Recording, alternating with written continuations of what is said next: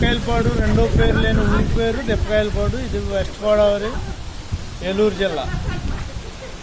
ఈ పండు మీరు మన ఆంధ్రప్రదేశ్లో ఎక్కడా మీకు దొరకండి, కనపడండి. ఇది జపాన్ నుంచి తెచ్చి నాటిన మొక్క. ఈ పండు కావాలంటే అసలు ఎక్కడ మార్కెట్లో కూడా దొరకట్లా. విజయవాడ మార్కెట్, నూనె మార్కెట్ మొత్తం తిరిగిన ఈ ఫ్రూట్ పేరు మనకు తెలియకుండా ఉంది. ఇది జపాన్ నుంచి తెప్పించాం. వాళ్ళు ఏదో దీని పేరు చెప్తారు.